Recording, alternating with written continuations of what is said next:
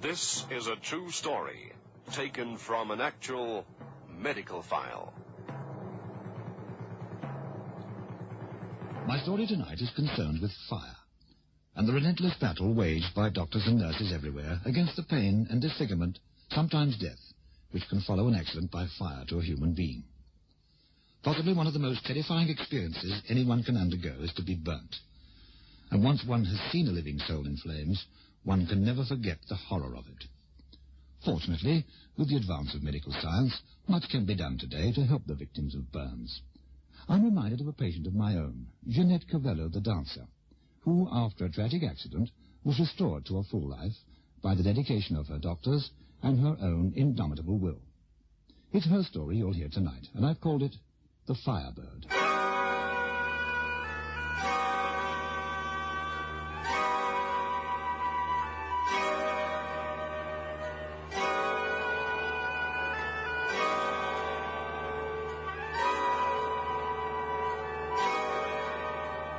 Medical File. Factual stories of the men and women whose vigilance guards our lives. A reconstruction of clinical case histories, step by step with the doctors who were there. Medical File.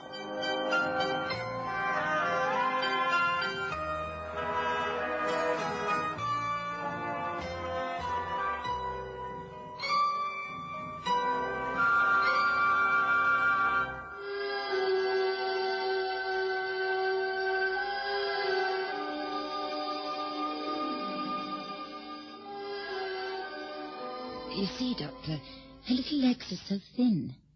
She complains they ache. She doesn't seem to be able to run about like the other children. What do you think could be the trouble? Mrs. Cavell, I've known Jeannie since she was born. You can rest assured she's a healthy little girl. I found nothing in my examination today to suggest otherwise, but I do think she's growing up quickly. Rather too quickly, perhaps. She certainly is tall for her age. There's nothing to worry about. We often see this condition in children who've shot up quickly, you know. Outgrown their strength, the old people used to say. I'll prescribe a diet for her and some extra vitamins. We want to get some more meat on her bones, don't we? Now, what about exercise? Oh, that's going to be a problem, Doctor. She's too tired to take exercise. She won't even walk with me to the village. We must be a little cunning, then. Make the exercise a game. What about dancing classes? Oh, all her little friends go to ballet. But Jeannie's shy, and I don't think she'll be able to keep up with the others. Yes, that's it, Mrs. Cavell. Ballet classes would be just the thing. Look, let her go one afternoon just to watch. I think you'll find she'll soon join in with the others. But don't let her get overtired. No, I'm sure this is the answer. Now, let me give you a list of the bodybuilding foods I want her to have. Marjorie, dear, drop those heels.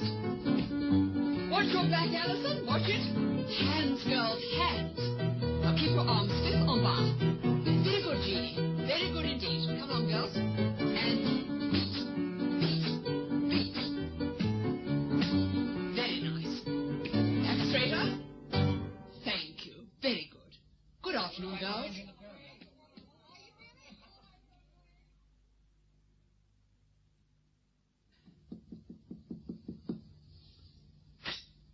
May I come in? Oh, there you are, Mrs. Cavell. Yes, please do come in and sit down. Jeannie's just gone to change.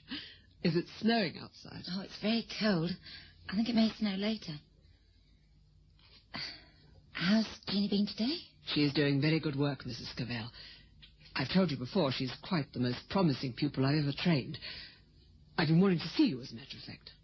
Oh, there's nothing wrong, I hope. No, there's nothing wrong. Tell me, how old is Jeannie now? She's 13. Must be, let me see, 6 years since I first brought her to you. Oh, when I think of all you've done for her, I'm so grateful. What a skinny little bundle of bones she was. Is she doing well at school? Oh, very well, yes. But dancing is her first thought, you know. She's always neglecting her homework to practice ballet steps. She loves her dancing. Mrs. Cavell, there's something I think I ought to tell you. Oh? What's that? I think you should know that, in my opinion, Jeannie could be a great dancer one day. Of course, it's early yet to be quite sure, but I think she's got the dedication, the feeling, and the intelligence to be a professional, to make ballet her career. Oh, dear, Well, we never considered that. Then I think you should consider it. Would it mean her having to begin training seriously already? It's not too early if you and your husband think it would be the right future for Jeannie, Mrs. Cavell. It rather depends, of course, on the outcome of the examinations at the end of the month. I think Jeannie will win the scholarship. If she does, it could be the beginning for her. Oh, this is something we never even dreamed about. Well, it needs a great deal of thinking over. Yes, I know. If Jeannie did win the scholarship, what would it mean? Well, it's for entry to the Sadler's Wells Ballet School. Once there, if she worked hard, her progress would be watched, and I predict that in a very short time she'd find herself in the corps of the ballet company. It's a totally dedicated life, Mrs. Cavell, but a very satisfying one, and I think Jeannie can make a success of it.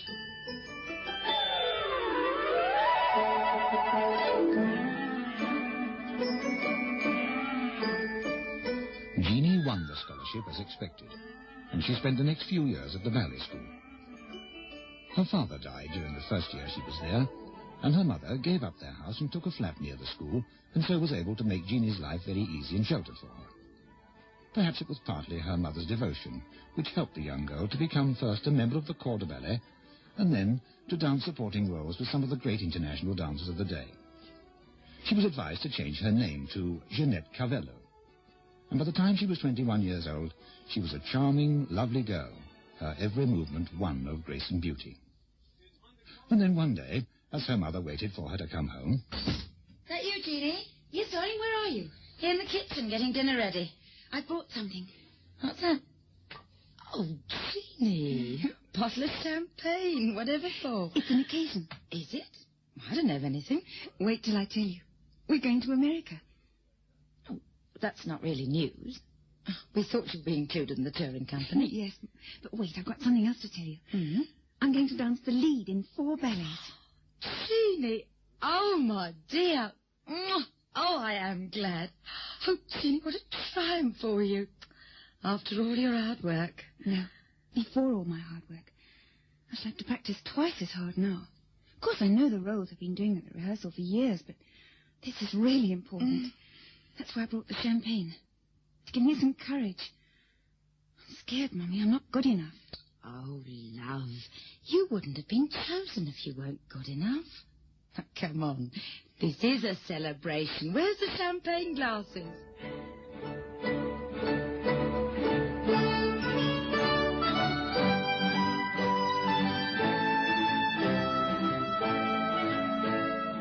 Whenever I could spare the time, I went to see Jeannie dance. In Swan Lake, Sleeping Beauty, Coppelia, all the great classical roles, she was the epitome of grace and charm. She held herself beautifully, and her technique improved as the years went by. By the time she reached the threshold of her maturity, she was an international star. One evening, she was rehearsing Stravinsky's Firebird with the company for a television presentation. It was the final dress rehearsal, and everything was in place in the studio. The floor manager was making his last check. All right. Bring it across the back there. Okay. Have you got that brazier fixed okay, Myers? It's all right now. Got it tight and burst into flames. Immediately I'll press a switch. Oh, good. Well, as long as you can control it. Flame's not too high, is it? I've told you, I fixed it. Okay. Only I don't want a fire in the studio. You won't have. Everything's fine. Well, as an electrician, you ought to know. As long as you're satisfied, then we'll make a start. Call beginners, please. I wasn't there, of course, but I heard all about it afterwards. Jeannie danced magnificently.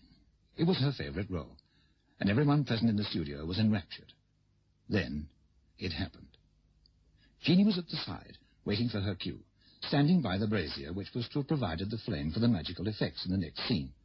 Apparently the switch was faulty, because the fire blazed out prematurely, and suddenly Jeannie was alight. Her entire body was enveloped in flames. Bill, get your coat round her. Send for a doctor. It was awful.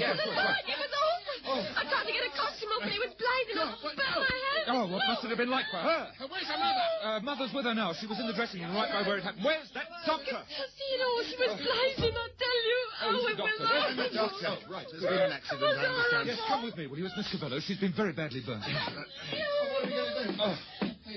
How did it happen? An effects flame went off before it should have. Miss Cavello was standing right beside it. Clothing caught alight. It looked as if she herself was alight. It was terrible. One of the cameramen wrapped around her in his coat. He got burned as well. He's a brave man. Is this the room? Right. Through here. Mrs. Cavello, this is the doctor.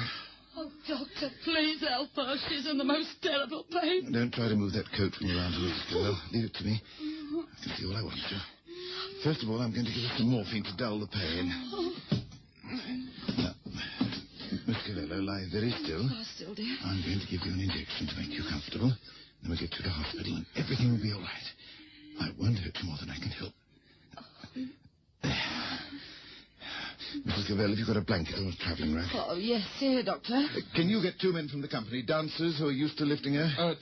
Yes, I'll fetch 2 now. I'll fetch some. May I use the phone? Yes, it's right here, doctor. But someone's already sent for the ambulance. We won't wait for that. I'll take her in my car. Speed is essential. Please, doctor. Hello? Yes? Sacré-Cœur Hospital? Get me the casualty officer on duty quickly. Yes. How long since the accident? Oh, I don't know, about 5 minutes, I should think. Hello? Yes, Dr. Cousins here. Will you prepare for an emergency? It's a case of severe burns and the patient's in deep shock. I want blood plasma ready. That's right. I'm bringing her over myself. Be prepared to receive her almost immediately, please. Right, goodbye. Here we are, Doctor. What do you want us to do? We'll lay her on this blanket, make a kind of hammock. Help me here, will you? Yes, doctor. We'll get her onto the blanket, and then you can lift her without having to touch her. Gently with her.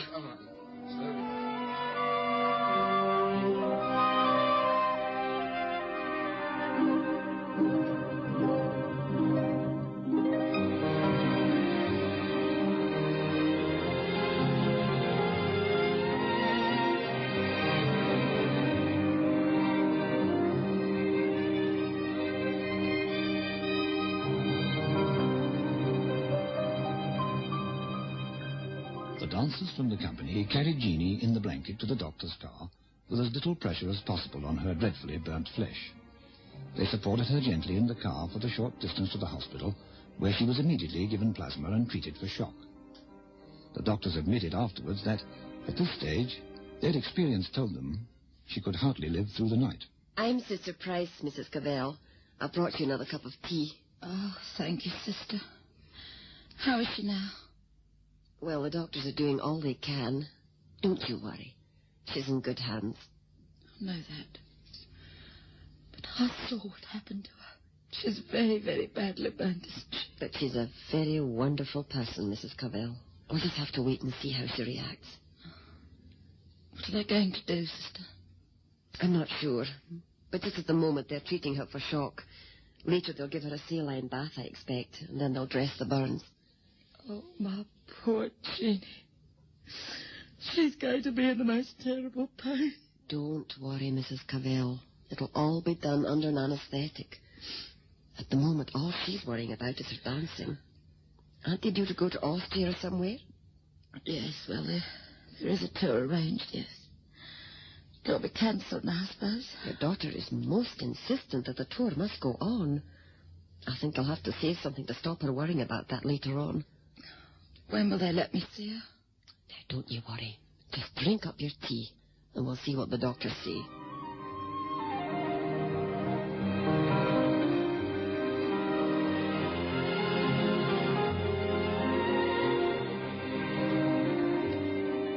Only a minute, Mrs. Cavell. She's under sedation, but she's been asking for you. She's fighting back with everything she's got. That's just like my Jeanie. I'll only stay a minute, Doctor, promise.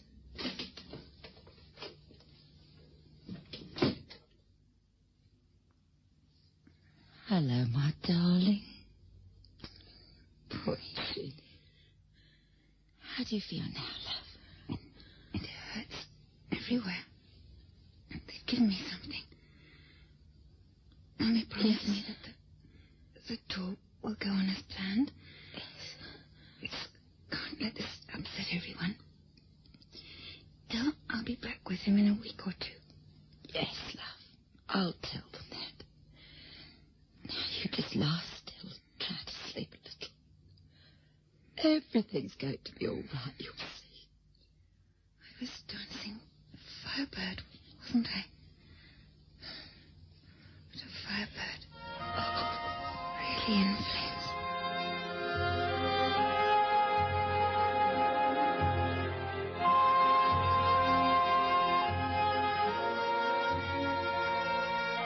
But it was a full month before the doctors could say with any certainty that Jeanie would even live. During that month, she had every possible care, and each day she stayed alive was considered to be a miracle. Her courage was an inspiration to everyone who tended her, and she herself was encouraged by the sympathy shown to her by people from far and wide. Flowers, good wishes, and hundreds of letters arrived at the hospital every day. Although no visitors was the strict rule, many of these well-wishers brought their gifts and letters in person. One among these was Jeanie's ballet teacher, who I'd met at one of those wonderful first nights when no hint of future disaster overshadowed her protégé. Oh, excuse me, Dr. Hoffman. It is Dr. Hoffman, isn't it? Indeed it is. And how are you? I'm very well, thank you, Doctor. Still teaching the ballet? Yes, indeed. Not the large classes anymore, just a few advanced pupils. You know, we're none of us getting any younger. Oh, I don't know. Well, you certainly don't look any older than the last time we met. Giselle, wasn't it? Yes, That's it was. right. She danced superbly. Yes. I was thinking, you know, of those lines of Wordsworth. She was a phantom of delight when first she gleamed upon my sight. A lovely apparition sent to be a moment's ornament. Oh, I do hope not. Dr. Hoffman, tell me, will she live? I think so. She has this indomitable will. I know. I've never seen anything like it. Neither of the surgeons attending her. You know, one of them said to me the other day, "You know, Melvin, I've become pretty cynical and detached over the years. The surgeon has to be, or he'd probably go under. And yet this slip of a girl lying there, when she looks at me with those big eyes full of sheer determination, she makes me remember the things I vowed on the day I graduated. And I'm damned if I'll let her die." I know. Jeanie has this effect on people. She brings out the very best in us all. She will be able to dance again, won't she? Dr. Hoffman, let me tell you something. I give you my word, the moment that Jeanie can stand on her 2 feet again, she'll be tying on her ballet shoes.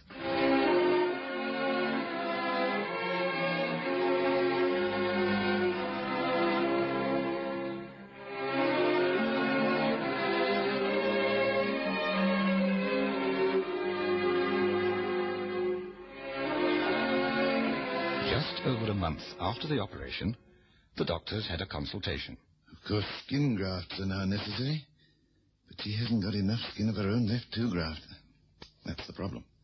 Oh, I'm prepared to test the new theory that skin from someone with the same blood group would be satisfactory. That theory has not been proved yet. Right. But the tests which we have made show that the graft will succeed in more than 50 cases out of 100. I feel we should take the risk in this case. You're right, of course. We not only should, we must take it. There's no alternative.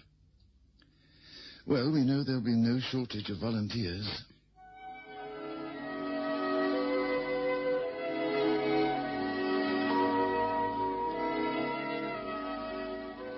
Well, you can take her back to the ward now. Yes, sir. How long have we been? About 4 hours. She stood it well. Yes, she's a remarkable patient in every way.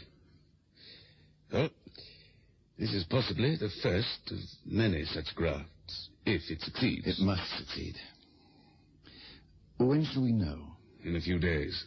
And if it is satisfactory, we will have made history in this theatre today. Do you realize it? I do indeed. All we can do now is pray.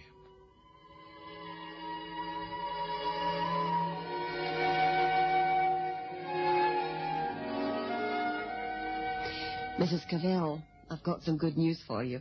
The skin graft operation that Jeanie had is entirely successful. Well, 95% successful, and that's more than the doctors expected. Oh, I knew it would be all right. I felt sure of it. Jeanie's going to dance again. Well, if she does, it'll be due entirely to her own wonderful spirit. She hasn't seen the burns yet, has she? No. We've always bathed her and dressed the burns under a light anesthetic. You know, Mrs. Cavell, I think we must all face the fact that your daughter may be scarred for life. And worse, well, she may have to give up her career. I don't think she'll accept that. And neither will I. The only thing that does worry me is how she'll feel when she first sees the scars the burns have left.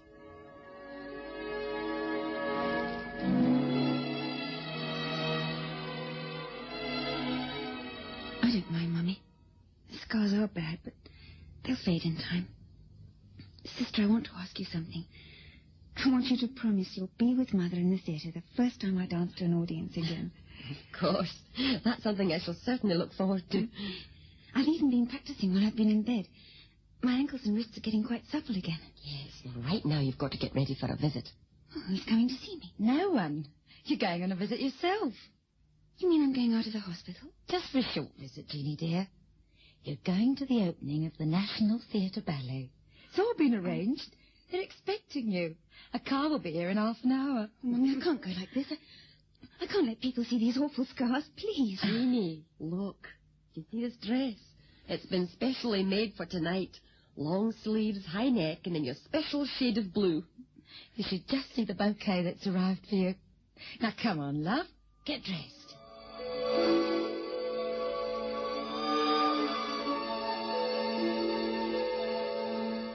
The evening at the theatre was a great success, and after the final curtain of the show, Jeannie was called up onto the stage to the cheers of the audience, who had recognized her.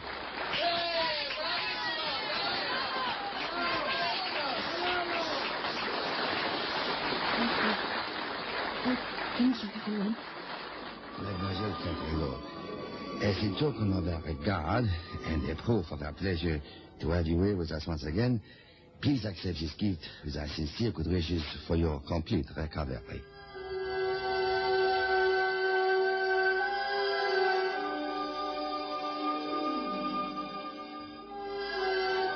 More skin grafts were necessary before Jeannie could return home.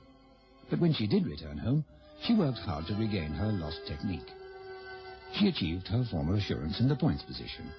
Her pirouettes and twirling fouettes were soon as technically perfect as before the accident. Oh, I'm so glad you could come, sister. Jeannie would have been so disappointed if anything had kept you away this evening. Nothing, but nothing would have stopped me coming tonight. Is she very excited? No, not really. Oh, but it's wonderful to see her. She's anxious to do her best. I'm so confident she can carry it through. Oh, sister, just look at that audience.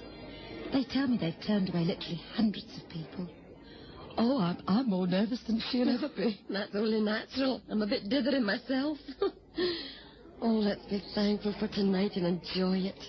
Enjoy her courage and her faith.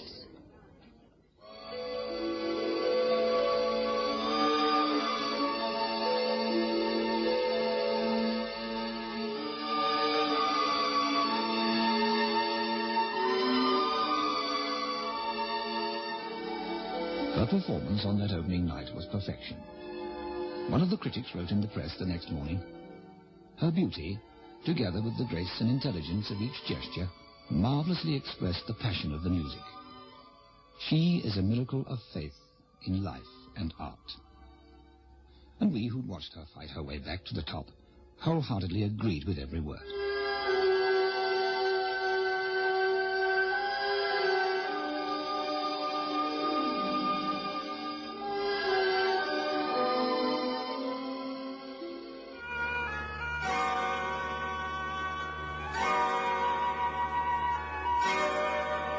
Medical File, the documented story of the men and women who in hospitals, research centers, and lonely surgeries guard our lives. Listen again next week